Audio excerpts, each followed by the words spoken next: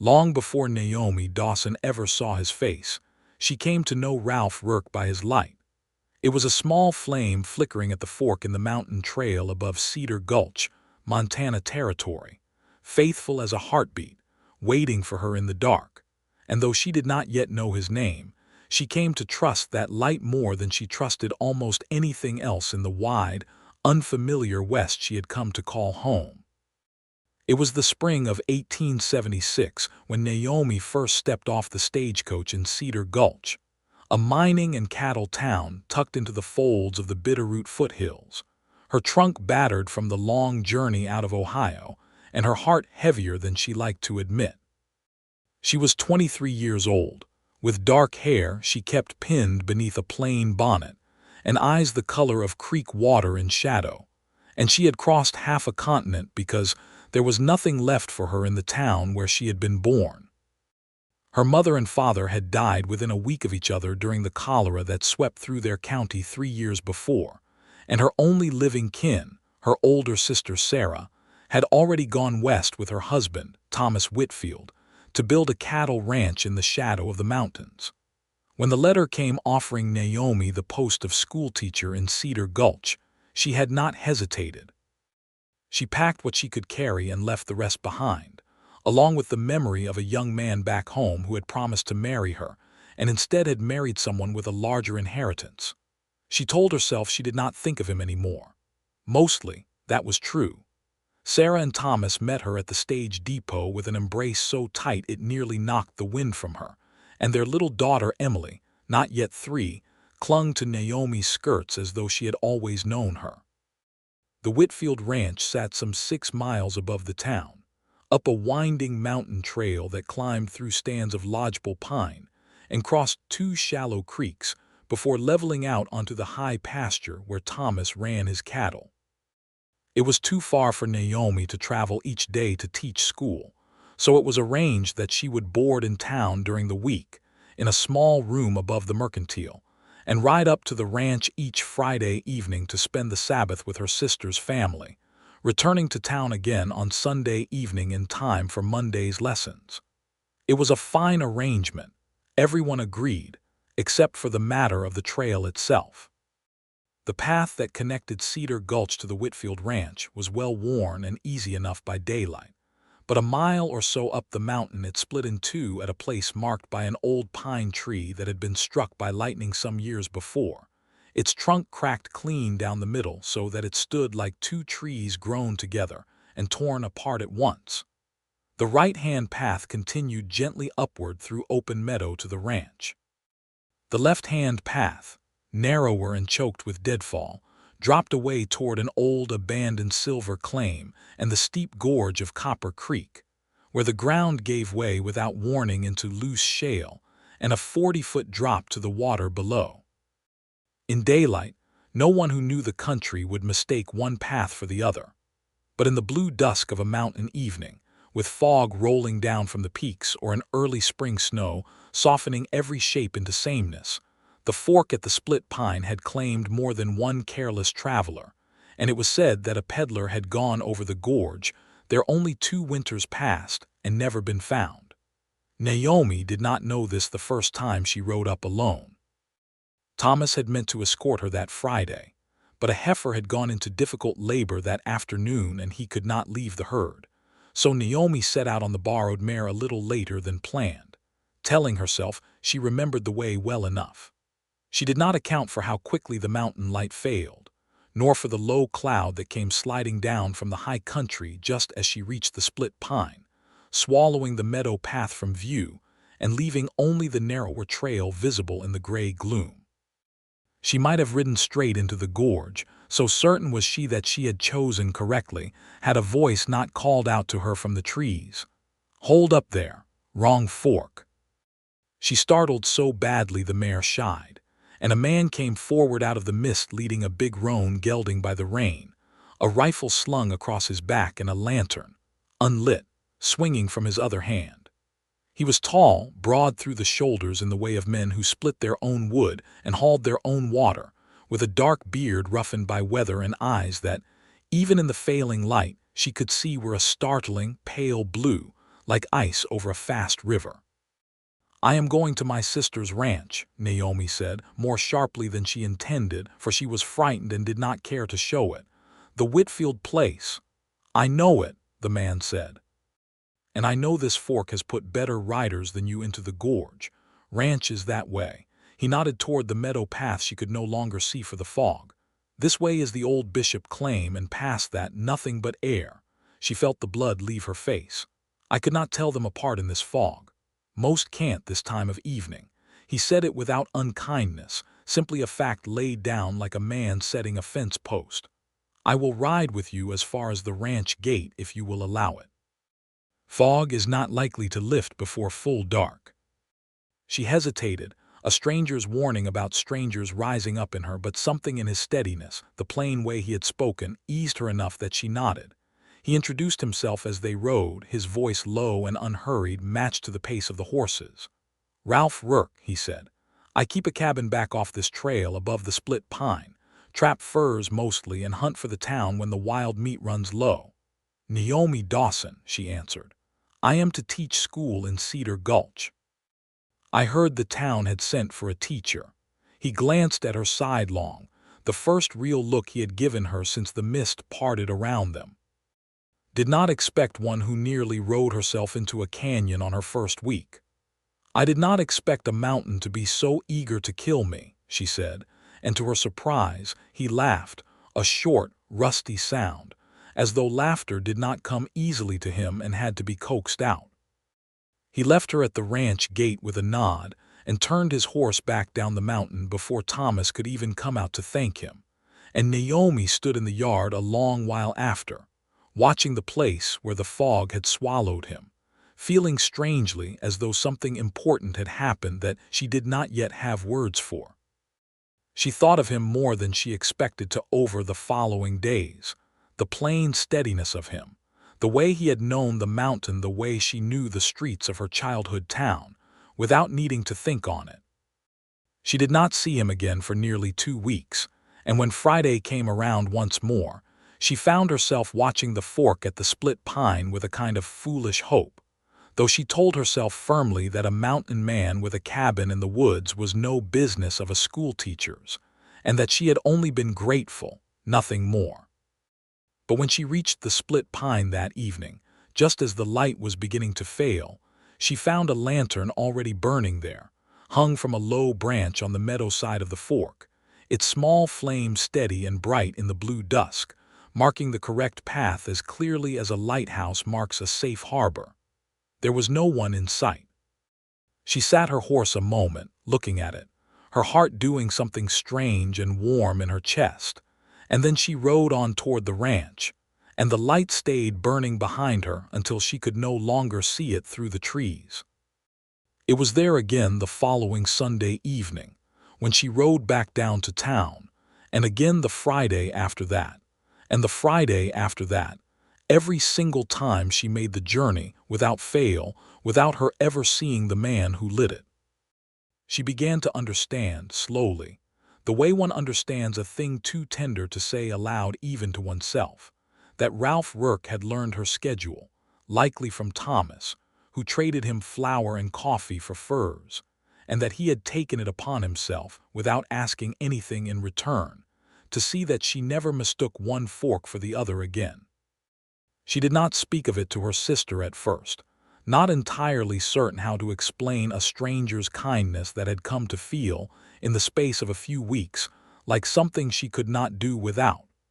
It was early summer before she saw him again properly, and it happened because she went looking for him.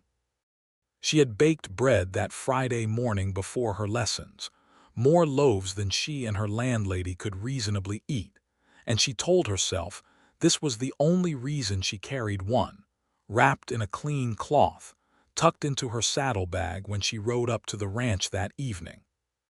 The lantern was burning at the fork as always, and beside it this time stood the man himself, adjusting the wick with the careful patience of someone who took pride in small, exact work. "Mr. Rourke," she said, drawing her mare up beside him. He straightened, and something in his face, she thought, eased at the sight of her, though he covered it quickly with his usual plain composure. "Miss Dawson, you are later than usual." The children kept me past the hour with their spelling." She held out the wrapped loaf before she could lose her courage. "I have been eating your kindness for a month now without ever thanking you for it.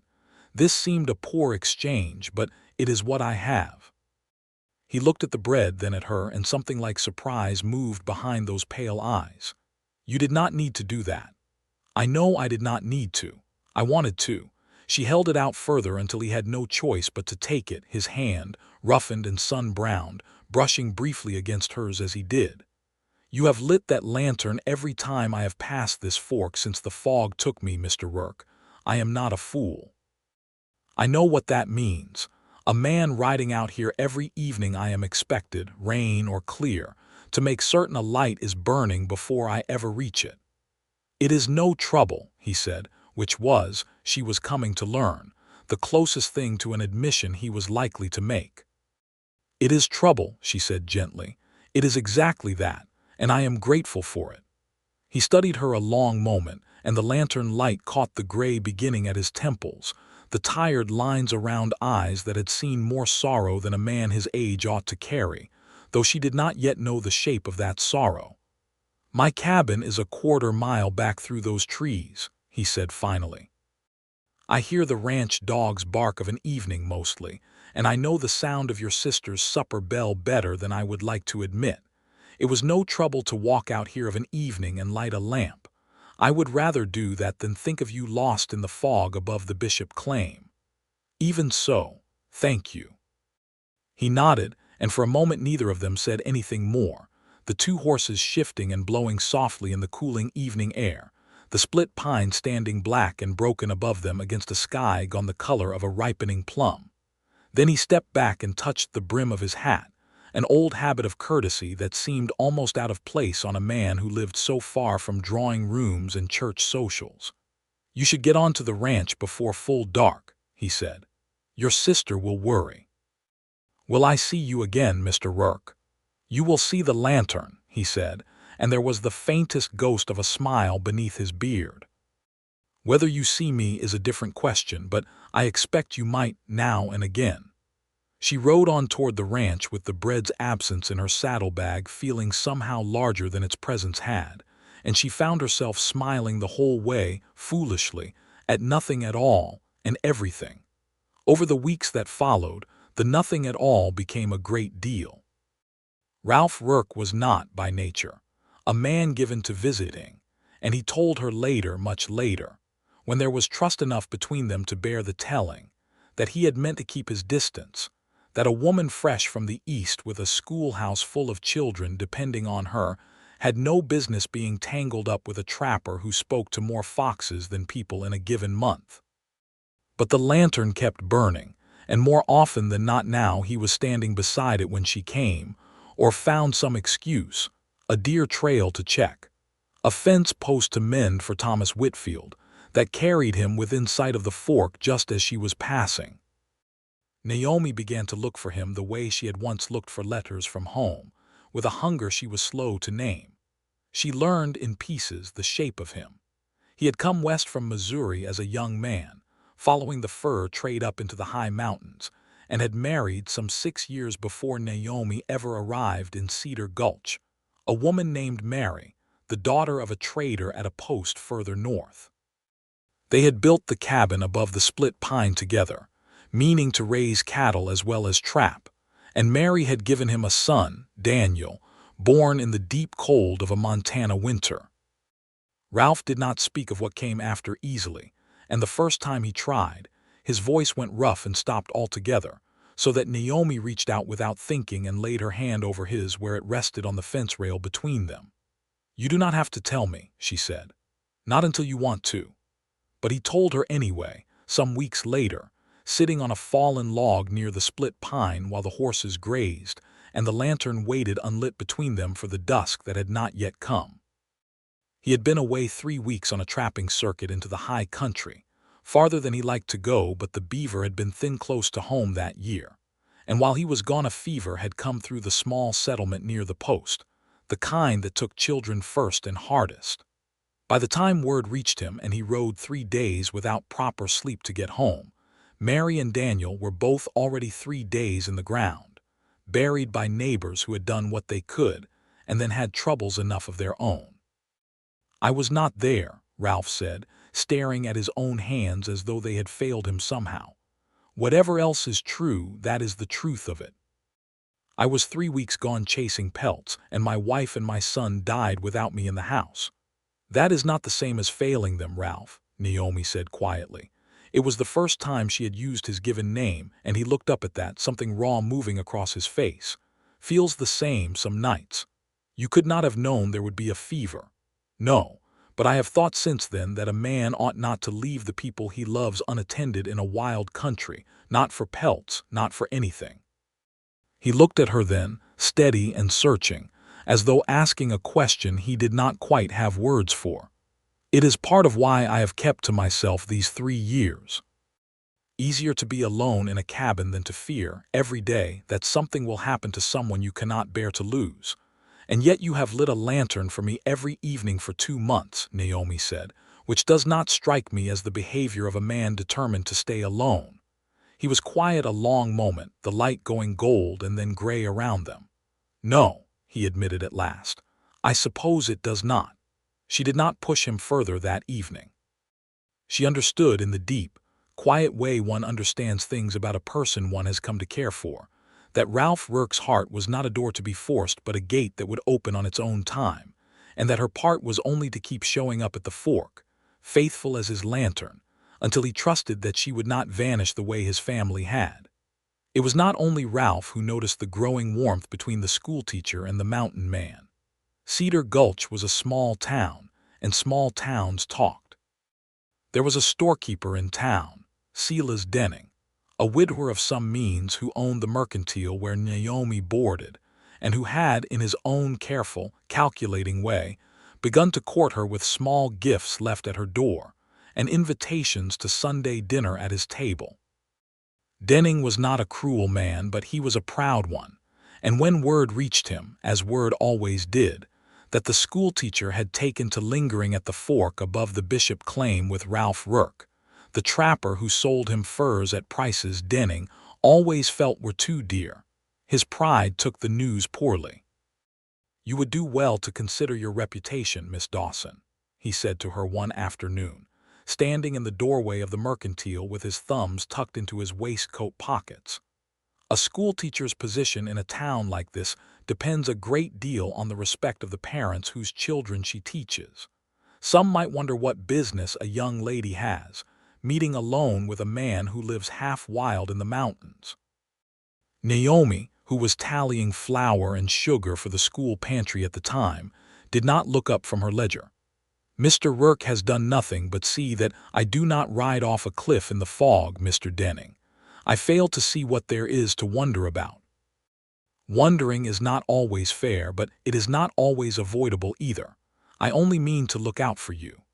"I am obliged for your concern," Naomi said, with the particular civility she reserved for men she did not care to argue with at length, "but I have looked after myself since I was 20 years old, and I intend to go on doing so." Denning did not raise the subject again directly, but he found ways to let his displeasure be known, a coolness in his manner, a tendency to remark within earshot of the town's more gossiping wives about the wisdom of trusting one's daughters to a teacher who kept company with a man who, by his account, had let his own wife and child die while he was off chasing beaver pelts. The unfairness of that account, stripped of all its grief and complication and left as bare accusation, cut Naomi more sharply than anything said against her own conduct, and she found herself, more than once, defending Ralph Rourke to women in the schoolyard who had never so much as spoken a civil word to him. "He is a good man," she told Sarah one evening at the ranch, the two of them shelling peas on the porch while Emily chased a hen around the yard. "Whatever they say in town, he is a good man, Sarah, and it is not fair, the way they speak of him, as though his grief were some kind of failing." Sarah studied her sister for a long moment, a small, knowing smile playing at the corner of her mouth. "You have gone and fallen in love with the mountain man, Naomi." "I have done no such thing," Naomi said, too quickly, and Sarah laughed outright. You have. I can hear it in the way you say his name. You have been saying it a great deal, you know, for someone who claims there is nothing between you. Naomi felt her face go warm, and she busied herself with the peas, but she did not deny it again, because she knew, with the peculiar certainty of the heart when it has finally stopped arguing with itself, that her sister was entirely right. There came a night in late July when the lantern was not lit. Naomi had ridden up from town as she always did, the Friday routine so settled into her bones now that she scarcely thought about it. And when she reached the split pine in the long gold light of a summer evening, she found the fork bare, the lantern gone from its usual branch, no flame, no sign of Ralph at all. She told herself there was nothing alarming in it. The days were long in summer. The sun did not truly set until well past 8, and perhaps he had simply not thought it necessary, since the light held so long, and the way was easy to see without the mist that so often plagued the spring and fall. She rode on to the ranch without incident, and thought little more of it until the following morning, when Thomas came in from checking his fence line looking grim. Rourke's roan came through my north pasture sometime in the night, saddle still on, reins dragging, Thomas said, hanging his hat on the peg by the door. Found it grazing near the creek. No sign of the man. Naomi felt something cold drop through her stomach. Something has happened to him. Might be nothing, Thomas said, though his tone did not sound convinced. Horse could have pulled loose and wandered on its own. But it is not like Rourke to lose track of an animal, and it is not like him to leave that lantern dark either, not from what Sarah tells me you have said of his habits. I am going to look for him, Naomi said, already reaching for her shawl. Naomi, it is a big mountain, and you do not know it the way he does. Then you will come with me, or I will go alone, Thomas, because I am not going to sit in this house wondering while he might be lying hurt somewhere with no one to find him. Her voice shook, but there was iron underneath it, and Thomas, recognizing that particular tone from his own wife on occasions, he had learned not to argue with, sighed and went to saddle 2 more horses.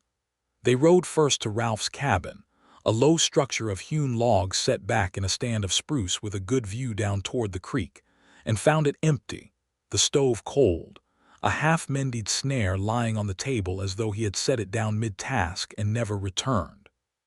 From there they followed the roan's trail backward, Thomas reading the bent grass and scuffed earth with the practiced eye of a rancher, until it led them up a game trail above the split pine, into rougher country where the ground grew steep and loose with shale. It was Naomi who found him, or rather, who heard him, a low groan carried on the wind as they rounded an outcrop of gray rock, and she was off her horse and scrambling up the slope before Thomas had even fully reined in. Ralph Rourke lay wedged against a fallen deadfall a little way below a rockslide scar, his leg bent at a wrong angle beneath him, his face pale and streaked with dried blood from a gash above his eyebrow. He had been checking a trap line, he told them later, when a section of loose shale had given way beneath him without warning, sending him tumbling down the slope and pinning his leg beneath a stone too heavy to move alone. He had been there, by his own reckoning, since some hour after noon the day before, unable to walk, unable to call loud enough to be heard from any distance, with only the cold mountain night and his own stubborn will to keep him alive until morning. Ralph. Naomi dropped to her knees beside him, her hands going to his face, to his shoulders, checking him over with a kind of frantic thoroughness that made him manage, despite everything, a weak and crooked smile. "Took you long enough," he said, his voice cracked from thirst and cold. "Do not you dare make light of this," she said, though her eyes were wet. "Do not you dare, Ralph Rourke, you have been lying out here all night. Wondered if you would come looking when the lantern was not there. Of course I came looking. Did you think I would not?" He looked at her then, really looked, in a way that made the cold morning air between them feel suddenly close and warm despite everything. "I did not know," he said quietly. "I have not let myself hope a person would come looking for me in a long while, Naomi. It is easier that way, safer." "Well, you were wrong to think it," she said, fierce and gentle both at once. Because I came and I am here, and you are going to let Thomas and me get you down off this mountain. And then you are going to let me look after you until that leg mends, whether it suits your notions of independence or not." He did not argue. Thomas splinted the leg as best he could with branches and strips torn from his own shirt, and between the two of them, they got Ralph mounted on Thomas's horse and led him, slow and careful, down the mountain to the Whitfield ranch, where Sarah had already put water to boil and cleared the small back room for whatever injured party her husband might bring home. Ralph Rourke had broken his leg badly enough that the doctor who rode up from Cedar Gulch 2 days later declared he would be laid up for a month at the very least, perhaps longer, and would need someone to look in on him and his cabin in the meantime. It was decided, with the practical efficiency of frontier households accustomed to managing crises without fuss, that Ralph would recover at the Whitfield ranch rather than alone in his cabin. And it was during that long, slow month of mending that whatever had been growing quietly between Naomi and Ralph, since the night of the fog finally came fully into the light. She sat with him in the afternoons after her school day was done, riding up even on days that were not Friday, reading to him from the few books the ranch possessed, listening as he told her, slowly in pieces, more of his life before Mary and Daniel died, and of the long, gray years since. He told her of how he had nearly given up the cabin altogether in the first year after, of how it was only stubbornness, and a debt of pride to the memory of what he and Mary had built together, that had kept him from selling out and drifting further into the mountains where no one would ever ask him to feel anything again. He told her, one warm evening with the window open and the smell of cut hay drifting in from the fields, that he had started lighting the lantern that first foggy night mostly out of the same plain decency that made a man check his fences, but that somewhere in the weeks since, it had become the thing he looked forward to more than anything else in his solitary days. The sight of her small shape coming up the trail in the dusk, the sound of her voice calling his name. "I did not mean to let myself care for anyone again," he admitted, his hand finding hers where it rested on the quilt beside his splinted leg. "It seemed a foolish, dangerous thing to do after Mary. But you kept coming up that trail every week, rain or shine, faithful as anything, and I found I could not keep myself from waiting for you, Naomi. I looked for your bread more than I looked for my own supper some weeks." "I have been in love with you since the fog, I think," Naomi said, "though it has taken me nearly as long as you to admit it. I told myself it was only gratitude at first. But gratitude does not make a woman ride out searching a mountain in the gray dawn for a man who has gone missing." "No," he agreed, his thumb moving gently over her knuckles. "I do not suppose it does." He kissed her for the first time that evening, careful and slow, as though she were something precious he was still learning the shape of, and Naomi, who had spent 3 years believing that love was a door that had closed for her back in Ohio, felt it open again, wide and warm, right there in the small back room of her sister's ranch house, with the smell of hay drifting through the window and a mended man's hand curled around hers. Word of the courtship spread through Cedar Gulch quickly enough, as such things always did, and if Silas Denning's pride was wounded by it, he had the grace, in the end, not to make more of a spectacle of his disappointment than a few sour remarks over his shop counter, which faded as the weeks went on, and it became plain to everyone that Naomi Dawson had made her choice and was not likely to be argued out of it. The parents of her students, whatever whispers had circulated in the spring, found little enough to object to once they saw for themselves how gently and steadily Ralph Rourke conducted himself, riding into town on his mending leg to fetch supplies, tipping his hat to the same women who had once gossiped about him, saying nothing in his own defense because he had never much cared what the town thought of him and saw no reason to start now that he had Naomi's regard. By the time the first hard frost came in October, Ralph's leg had healed enough that he could walk with only a slight favoring of the right side, and he moved back to his own cabin above the split pine, though scarcely a week passed after that without Naomi riding up to see him, and scarcely an evening passed without the lantern burning at the fork, whether she was expected that particular night or not, because he told her, with the plain honesty that had first drawn her to him, that he found he did not much like the fork dark any more, lantern or no lantern, whether she was coming or not. It was at the fork itself, on a clear, cold evening in November with the first snow of the season lying thin and white over the meadow grass, that Ralph Rourke asked Naomi Dawson to marry him.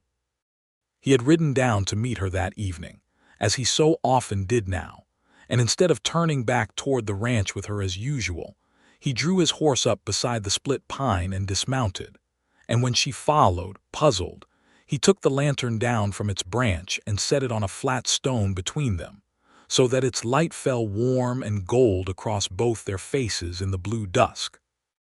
"I have been thinking," he said, and there was a roughness in his voice that told her this was not an easy thing for him to say, however plainly he tried to say it, "that this fork has come to mean something different to me than it used to.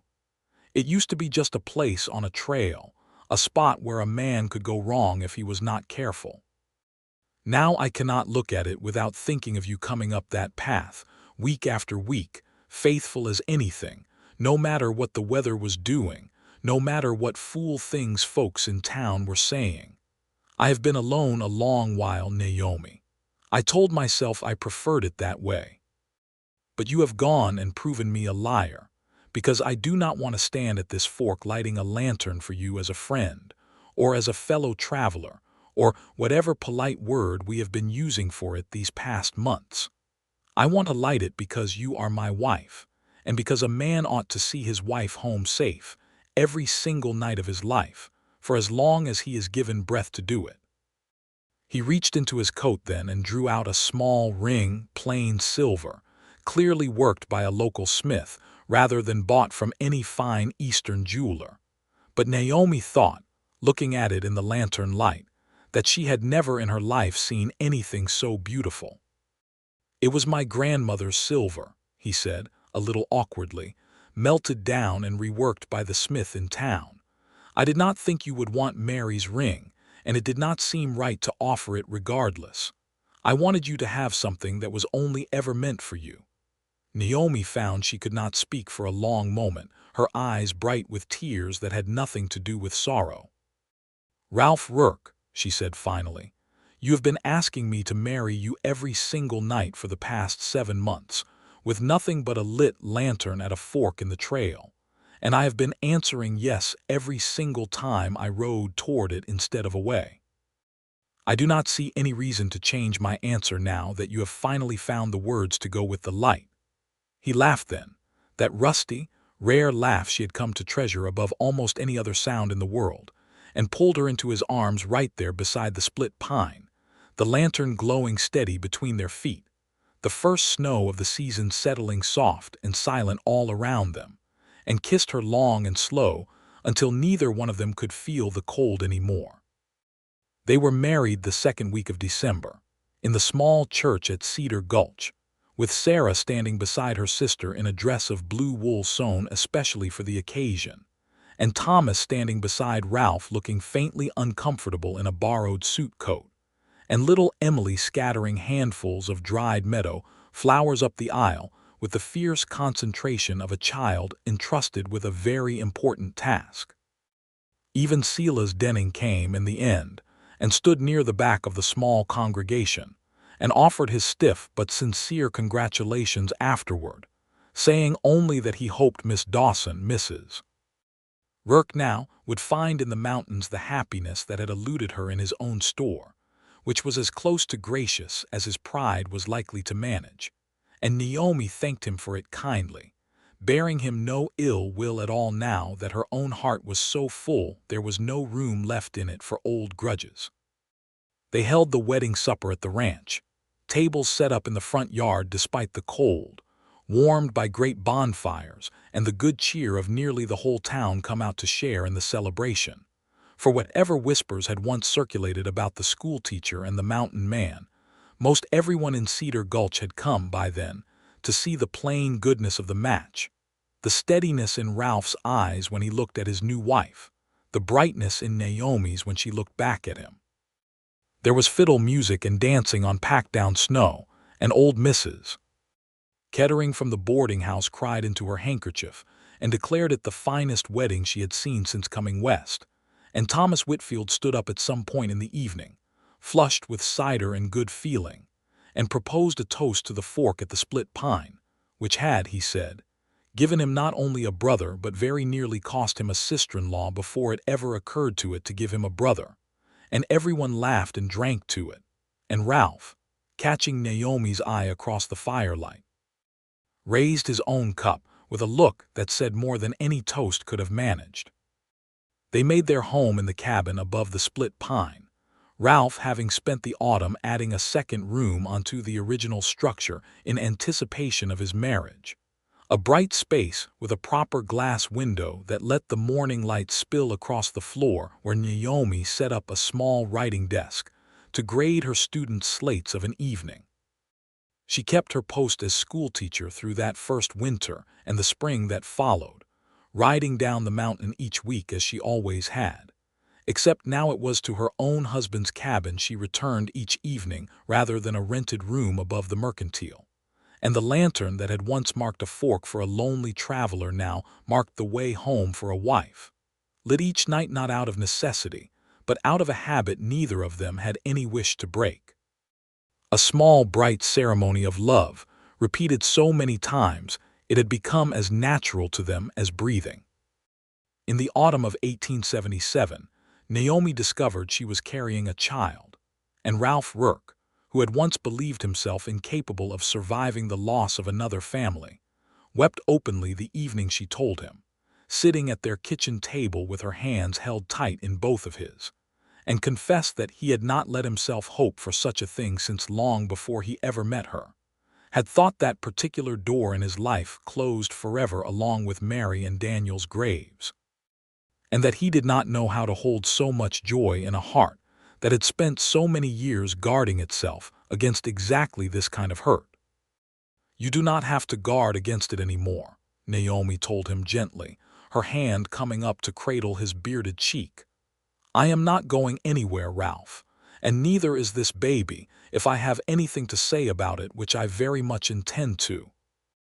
Their son was born in the deep cold of the following February, in the same room Ralph had once mended his broken leg, with Sarah and the doctor from town both present, and they named him Daniel Thomas Rourke, the first name in memory of the boy Ralph had lost, the second in honor of the brother-in-law who had ridden the mountain beside Naomi the day they found Ralph broken and waiting on the slope.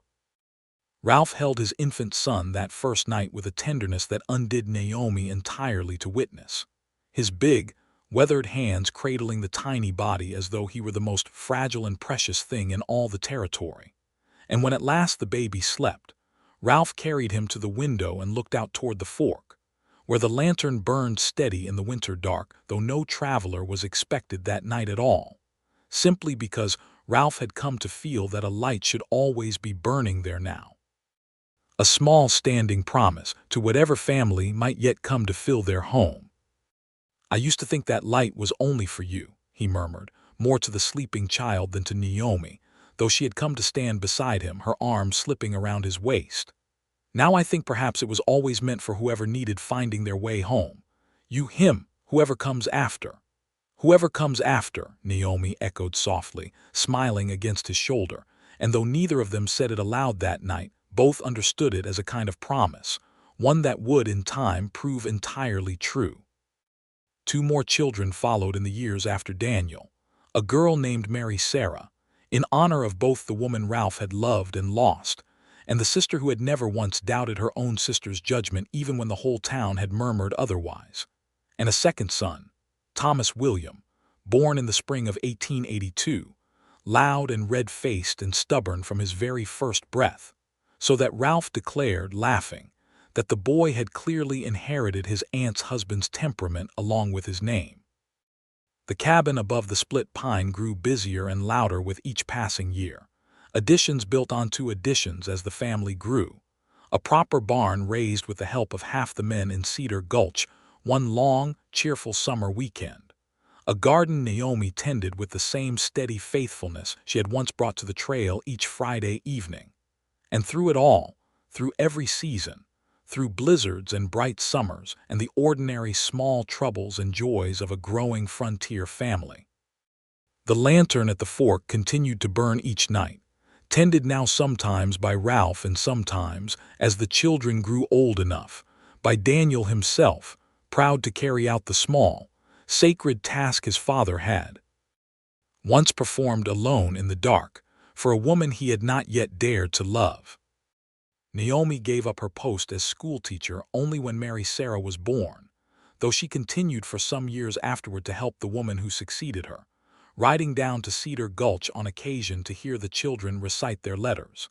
And the town, which had once whispered doubtfully about the propriety of her courtship, came in time to speak of Naomi and Ralph Rourke as something of a local legend, the schoolteacher and the mountain man whose love had been lit, quite literally, one lantern at a time, at the fork above the old Bishop claim.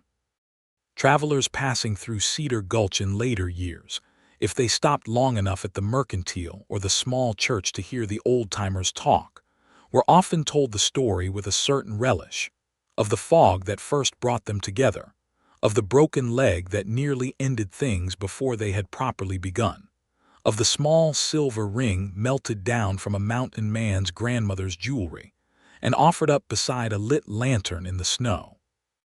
Ralph Rourke lived to see his eldest son Daniel grown and married himself, to a rancher's daughter from the neighboring valley, and to hold his first grandchild, a girl with her grandmother's dark hair and her grandfather's pale, ice-blue eyes, in his own arms beside that same window where he had once held his own newborn son and looked out toward the fork. He and Naomi grew old together in that cabin above the split pine, the trail below them worn smooth by decades of passage, the old lightning-scarred tree itself eventually falling in a windstorm sometime in the early years of the new century, though by then the fork needed no lantern to mark it, for the county had long since put in a proper road with its own signpost, and the danger that had once claimed a peddler and nearly claimed a schoolteacher was, by then, only a story told to visiting grandchildren on winter evenings by the fire. But Naomi Dawson Rourke, even into the years when her hair had gone as gray as her husband's beard and her hands had grown soft and lined with age, never once let a single night pass, so long as she and Ralph both drew breath, without a lantern burning somewhere near that old fork in the trail, whether anyone in particular was expected upon it or not. It had become, over the long, full course of their marriage, less a practical guide for travelers and more a kind of prayer, a small bright acknowledgement of everything that light had once meant to her, a lonely young woman new to a hard country, riding up a mountain trail in the fog with no one in the world to call her own, who had found, waiting faithfully in the dark, a man willing to guard her safety and in time to give her his whole heart. "Do you remember," she asked him once, many years later, the two of them sitting together on the porch of the cabin in the last gold light of a summer evening, watching their grandchildren chase fireflies in the meadow below, the very first night, when I nearly rode straight into the gorge because I could not tell one path from the other? "I remember it as though it happened yesterday," Ralph said, his hand finding hers the way it had found it so many times over so many years, familiar now as his own heartbeat. "I remember thinking you were the most stubborn, foolish, wonderful woman I had ever seen, riding up a mountain alone in a fog thick enough to hide a whole herd of elk. And I remember thinking you were the rudest man I had ever met, telling me I had taken the wrong fork before you had even properly introduced yourself." "I stand by that assessment," Ralph said, laughing, and she laughed with him, the sound of it carrying soft and warm across the meadow where their grandchildren played, out toward the fork where, though neither of them needed to say it, a lantern would be lit again that evening, as it always was, as it always would be, for as long as there was breath enough between them to strike the match. She never forgot the light, not in all the years that followed, not through every hardship and every joy the mountain gave them, because it had never really been only a lantern at all. It had been from that very first foggy evening the shape of a promise, quietly kept, faithfully renewed, night after night after night, by a mountain man who had once believed himself beyond loving anyone again, and a schoolteacher who had ridden west with nothing but a trunk and a broken heart, and found, at a fork in a mountain trail, exactly where she was always meant to be.